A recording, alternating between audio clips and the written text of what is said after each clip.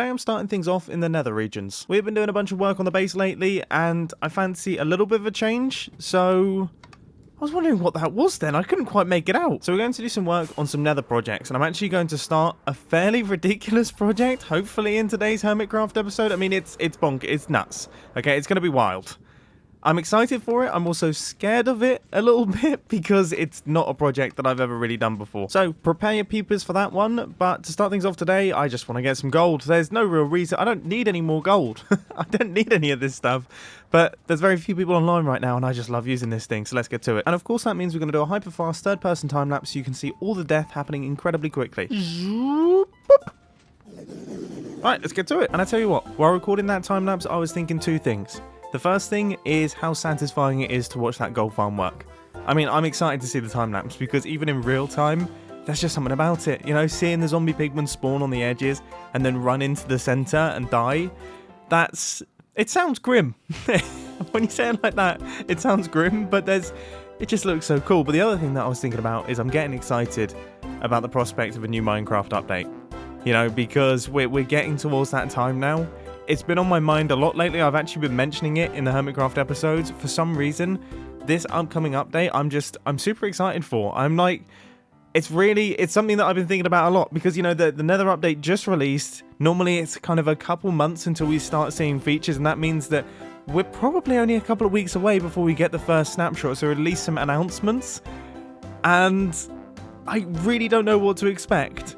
And I think that's what has me so excited. I just really hope we get some redstone stuff. I've got my fingers so crossed, they're almost broken. Which totally explains why I have to press shift with my thumb, doesn't it? After about an hour's worth of sword swinging, I managed to get this much gold, which is pretty good going. And also, I almost managed to get 150 levels. I was aiming for 150, but then a bunch of people joined, and they're all in the Nether and things, and my gold just completely dried up. But I think I aspire towards trying to get 1,000 levels. Like, that would be awesome if I could do that, which I think would probably take, I would say, about 10 hours. If we could successfully farm at that farm for 10 hours, then I might be able to get 1,000 levels. And I can do that over the course of a number of weeks. I just have to make sure that I don't die. Which, now that I think about it, not dying over the course of a couple of weeks, that's incredibly unlikely. Anyway, let's get all of these items quickly stored up into my chests, which my valuables chests are starting to look rather valuable. And look at this. This might be the richest I've ever been. It also might be the most disorganized I've ever been. I think I'm going to spend a little bit of time just clearing up these shulker boxes and making sure that everything ends up in the right place, because this was in my ender chest. What even is this? And after an hour of totally tearing my hair out, I have finally reached a place where I'm happy. Okay, so I have everything sorted into correctly named shulker boxes. I've cleared out all of the shulker boxes that are dotted around in the various areas of my base. I've got all of my chests now sorted out correctly. So it's finally I can find things. I feel better, okay? I feel clearer in my brain because I've done that. Well, this looks very fancy, doesn't it? Look at this. We now have a Nether hub on the Hermitcraft server. We are no longer just traversing through the parts of the Nether just above, just kind of in those exploded tunnels and things, mainly thanks to Iskall with his bed trick. I love those chains up at the top. This is gorgeous. Anyway, the reason I'm out here just flying around in the Nether is because I want to find a Nether fortress. I really want to find a Nether fortress because, as I say, I have a mega project, a mega project that I really want to work on that is a little bit daunting. It's something that I've never built before, but it's something that I'm super excited about. We might have struck gold here. This looks lovely. And most importantly, it has these two. I am going to risk landing. I'm absolutely terrified. I'm still terrified of the Nether, alright? But you see this? This is a crossroads. This is good. And that is a crossroads directly next to it. This is also good. This is very important for what we need to build. Now I'm going to bravely fly away from the Nether fortress so that I don't get killed. And I'll quickly explain. Down we go. And alright, I want to be rich. Okay, I want to be incredibly rich so that I can flex on all the hermits and just really show off how rich I am. And, well, I thought I could do that by making a ridiculous wither skeleton farm that then gives me loads of wither skulls that I can then sell to people, but also I can just have loads of wither skulls because that will make me look rich. That zoom was a little bit too close, wasn't it? That felt a little bit too close for comfort. Now, I know that Impulse is selling beacons, but I want to sell wither skulls, okay? And I think if I can build a farm that is ridiculous, like completely insane, then I should be able to sell the wither skulls relatively cheap. I mean, how cool would it be if we could sell wither skulls for 1 diamond? Everyone would buy them, and I'd be rolling in them. Diamonds, that is. Not the wither skulls. Rolling in wither skulls sounds a little bit evil. The only slight problem that I have is that I don't really know how to build a wither skeleton farm. I've never really built one before, and I don't really know what the good designs are. However, my friend Iskal has built one before, and he knows all about this sort of stuff. So hopefully he can help me out. I'm just going to leave this sign here, and hopefully we can meet up and he can explain things. Minus 776, 73, 725, thanks. Mumbo. That should do the trick, shouldn't it? I mean, he's going to spot that, isn't he? So with that done, I now have a lot, and I mean a lot of dirt to place, which actually sounds like quite a bit of fun. I mean, for those of you who've been watching my videos recently, you'll know that recently I've really fallen back in love with terraforming. It's something that seems to come and go. You know, sometimes I will absolutely hate the idea of a terraforming project. I will avoid it so much, and that's kind of been the case for this entire start of the season. You know, there's so much terraforming that needs to be done around my base, and there's so much dirt that needs to be placed to make things that are currently floating actually look grounded in reality. But I've been too scared to do it because I haven't been interested in the terraforming side of things, whereas now I'm all in. I'm all in. Ever since doing the little grass bits on top of my base and seeing how much of an improvement that made to my base, I've been thinking about terraforming the entire time. You know, it's been something that's been playing on my mind a lot, and it's something that I want to do more and more often. And it's really interesting. Minecraft's an interesting game like that, in that there are so many different ways to play it, and even within the categories of ways to play it, there are so many subcategories as well. Now, let me give you an example. You know, I'm a redstone person, and for me personally, I tend to build kind of survival-friendly, fun, slightly silly, not particularly serious redstone contraptions. And then you have people in the redstone community who are like the technical Minecrafters, and they make redstone videos, but they make videos of farms and the most technical farms you could possibly build. And then you've got the flying machine people, then you've got the super compact piston door people, then you've got the absolutely massive redstone computer people, and the same thing goes with building. You know, you have the people who work on castles, you have the people who work on medieval builds, you have the modern house people, you have the terraforming people. There's so many subcategories within the categories of Minecraft, and I really do think that is the beauty of the game.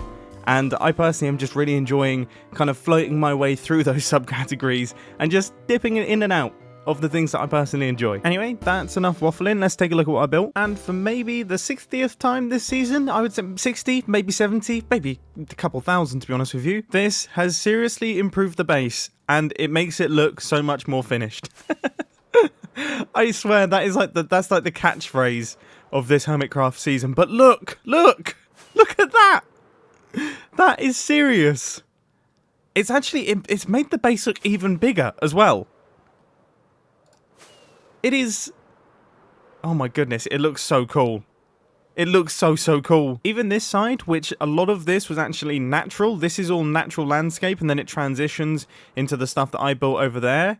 It all kind of works. Now, obviously, my terraforming right now, there's not much decoration in it. You know, I've literally placed the grass blocks in, and I've got the shape. And it's not a very natural Minecraft terrain, but I really do think it suits the build. I think this might be my favourite view. I absolutely love it. I am so pleased. And I'll be honest, and I've seen this popping up down in the comment section. When I first started building this base, it was a tiny bit scary, because I must admit, when I started building it, I was like, oh, it looks good. It looks good. It looks good. But I wasn't 100% sure on it. Now that we've added in all of the details, now that we have all of the ruining in place, now that we have this in place, it really is, it's coming together strongly. And it's by far my favourite base I've ever built on Hermitcraft. You know, and it really, really is. And I know that I say that every single season, but I truly do. I feel that way with this one. I'm proud. I really am proud of this thing. Really, really am. Still a million things to do. There's so much to do, alright? But I'm proud. But on the topic of millions of things to do, we actually have millions of things to do. You see, I mentioned earlier on that I really want to get rich. You know, I want to get super, super rich on the Hermitcraft server. And that is going to involve, well, it's going to involve a number of things. And there's lots of things that I need to do. And I thought it would be smart to actually plan those things out in a specific area so that we can track our own progress. Now, because a lot of my enterprises are going to do with the Nether, you know, I plan on getting rich from the Nether, it only makes sense that I actually build this thing in the Nether. So, I mean, Do I build it here or do I build it underneath?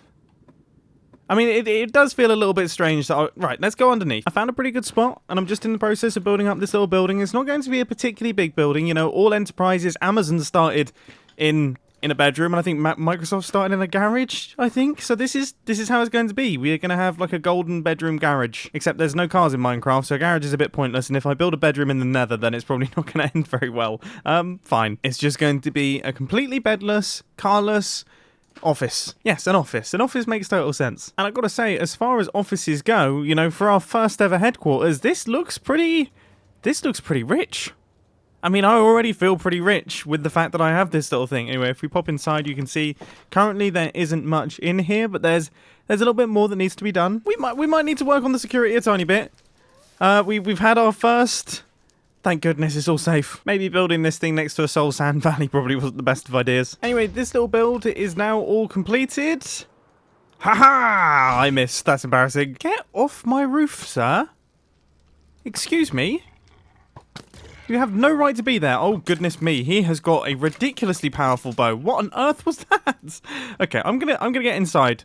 Mumbo Get Rich Inc. That seems to be the name of my company at this point in time. Let's start work on actually creating some form of business plan. Many hours of number crunching, graphs and spreadsheets later, this is the current business plan. Okay, so up at the top you can see make a basalt generator. That seems like a smart way to go. You know, I can use my basalt generator to gather a lot of basalt. That is stage number 2 there. And then stage number 3, pretty important. Get Iskal to help me build huge with farm. Huge with farm. I forgot the ER, but that's meant to be a huge wither farm out of basalt. You see, that's how the basalt generator links into stage number 3. Stage number 4, have not really thought of yet, and then boom. I mean, it's a faultless strategy, really. I can't honestly see how it could go wrong. We just need to make a basalt generator, get basalt, build with farm out of basalt. Stonks. So with that all worked out, okay, and the business plan all sussed, I think it's time to start on stage number 1, I suppose. Let's just get straight to it. So make a basalt generator. Yeah, make a basalt generator. We can do this. We can... I've never done one of those before. Let's pop into the redstone testing world, shall we? So I've just popped through the nether portal in my redstone testing world, and firstly I've discovered this, which is pretty interesting. It's a fairly crazy looking build. I don't think I ever released or ever really showed anywhere, and I don't think it worked at all. But there's something very strange has happened in that. So I'm in the nether right now, but look at the biome. It thinks I'm in a desert. It thinks I'm in the overworld. But look, if I just move away from this thing, I'm now in the nether. Is that... Something's gone wrong there, hasn't it? Something's gone really, really, really wrong. This is so broken. I genuinely can't believe how fast these basalt generators are. Like, how fast the basalt regenerates. Let's see. Does 2 ticks work? Oh, my goodness. Oh, my goodness. I mean, 1 tick might work. That's nuts. I genuinely think I'm going to struggle to explode this fast enough. Oh, my... What? It doesn't even make any sense that it could be that quick. That's mad. Right, so here's what I'm thinking. Okay, so we've got the generator up at the top there, and then we're going to push it across like this, and then there'll be a TNT that drops in this zone, and it will blow up the chunks. Oof, I mean, I still genuinely think this thing might be a little bit too fast. Really. Especially as I think the blast resistance of basalt is very high. Yes, okay. Right, we're going to have to make use of the piston timing trick thing. Yeah, we're going to have to make sure that these blocks get pushed at the exact time that the TNT drops down. That's complicated. So stage 1 of the process is to create a blast chamber, which I think I've done here. This seems like a fairly good way of doing things. So with this system, I can actually guarantee that the TNT is always going to land on that block there. So occasionally you might see the TNT will get pushed across and land on this obsidian. The piston just pushes it back across and ensures that it will actually land in that central block, which maximizes the amount of basalt that we explode when everything gets pushed. So now I need to create a redstone timing circuit that activates our basalt generator briefly, giving us the perfect amount of basalt. These pistons then need to fire at the exact time that this TNT explodes because when blocks are moving, they have a blast resistance of 0. So that means that you can just absolutely annihilate blocks. And it's around about at this point that I really wish that I had just gone on YouTube and looked up basalt generator designs. But with that being said, I do really enjoy designing this stuff. It may not be the most efficient thing in the world, but it's fun to create. An hour of pure frustration later, I finally managed to do it. So we now have a fully automatic basalt generator that is working. It's functioning nicely. You can see all of the basalt is falling down to the floor. If no basalt gets caught in this thing, then we'll get 25 pieces of basalt every single explosion. But obviously, occasionally you do get bits that land on top of the basalt. It doesn't actually seem to be happening at the minute, but obviously, you know, the basalt could catch on something there and then get exploded by the next set of TNT, a little bit like that. There's kind of nothing that I can really do about that, to be honest. Now, obviously, if I wanted to make this thing faster, I could have another one of these on the other side as well, and that would double the speed of it. But to be frankly honest, I actually think this is going to be more than fast enough. Like, how much basalt do I really need? Probably not this much. You know, like that's less than 5 minutes of this farm operating. I just picked it up off the floor. This is more than enough basalt for my needs. Right, let's pop back onto the Hermitcraft server and start constructing. And I reckon the best place to build this is actually over by my gold farm, because think about it, alright? I'm going to be up in my gold farm for ages, doing my gold farming. So if I can combine my gold farming with basalt farming, then I'm going to get loads of both. And it's this sort of genius mentality that is going to make me a rich person on the Hermitcraft server. Now, I'm going to level with you. I really love the idea of the TNT kind of exploding out here. I just wonder, is this going to blow up all of the pressure plates? Ooh, it didn't. Okay, I mean, I've only got 8 pieces of TNT, but I guess I can run like a small little sample size and just see if I'm outside of the blast radius. Or I could just Google the blast radius. Yeah, that seems like a smarter way to go. Apparently, we're all in the clear here, so that means that I can build up my blast platform. The basalt is going to be getting exploded right next to where all of my gold is coming in, which is going to look absolutely awesome. So those are the piston pushers. Do I have enough vertical spare? I didn't think about that, actually. I mean, this is quite a big build. I'm sure we'll be alright. Oh, and just so you know, I plan on building this entire thing out of gold blocks just because I'm rich, you know? I want people to know that I'm rich. I mean, look at this place. In fact, hang on a minute. You guys shouldn't be here. How are you? Why are there so many pigmen down here? Maybe they spawned on the shulker boxes, and I guess on these blocks. Oh, yeah, we're going to have to be careful. We need to make sure this entire thing is spawn-proof now that I think about it. Why did I build it so close to my gold farm? What was I thinking? That's actually going to be a massive pain in the backside. Anyway, I'm getting my lava in place. So this is going to generate all of our basalt. Now, I know I don't need lava sources in all of these areas, but it just looks a little bit better. And actually, I should probably cover this up because I am quite clumsy. And I don't want to lose all the stuff in my inventory and my elytra. This stuff's fine, but everything else, that's still... I don't want to lose that. Things are coming together pretty nicely here. So I've got the redstone clock, which is going to be running our basalt generator. So that's now all done. Just have to hook that into our timing circuit, which then is going to connect into our TNT duplicator. And then that will be everything completed. And I am so pleased I decided to build this thing out of gold because it just looks so cool. Only the people who watch this video are going to know that a piglin's head powers this entire farm. I don't know, I personally quite like that. TNT duplicators require the strangest of items. This is a beautiful shipwreck. Look at this. Honestly, this feels like something out of a David Attenborough documentary. Look, there's a dolphin. This is very beautiful. I feel at peace. Sorry, I got distracted. The reason that I'm down here is because, of course, I need a coral fan so that I can actually duplicate the TNT, because apparently these are incredibly important redstone components. False Symmetry's base is completely insane. That's wild. We are in the final stages now, and to be honest with you, I don't actually know what else needs to be done. I mean, there is the TNT duplicator. That's that. We have all the timing circuits and things. I mean, this... I'm going to have to do about 15 checks. But this could be ready to go. As you can hear from my voice, I'm really not sure. I guess let's test it in stages. So first things first, we have the basalt generator. That is all working. That's good. Now we just test the basalt generator with the TNT exploder. I just went to make a backup, but obviously I can't back up the Hermitcraft server, so I'm just going to have to give it a go and see. This could end the Hermitcraft episode very quickly. Oh, well that's good. Okay, so... Right, bit of a false alarm there. I thought it duplicated TNT when we actually connect up the parts of the TNT duplicator. This thing's now primed. I thought the TNT drops out. It doesn't. So I guess we've skipped that scary bit. But now it's time for the really, really scary bit. I so don't want to do that.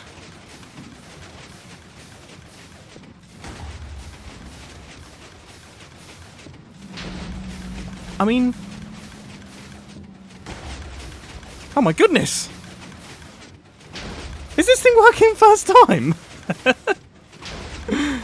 Well, that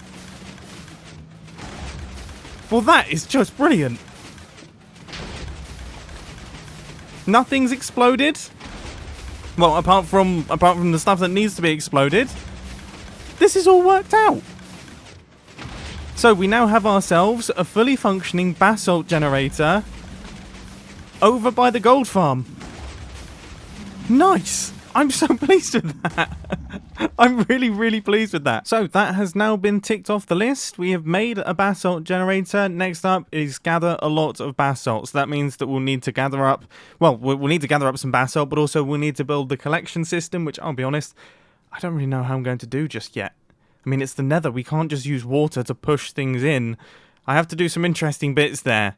So, yeah, I guess we'll work on that one. For now, though, I hope that you've enjoyed this Hermitcraft episode. It's been a ton of fun to record, and I'll catch you in the next one. See ya. Quick question to the 4 people that are still watching at the end here. Is there a weird crackle in my audio?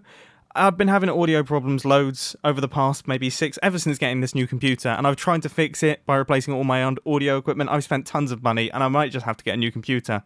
And that computer was so expensive and so overpowered, but it doesn't work. I know I need a new one, and now I'm sad.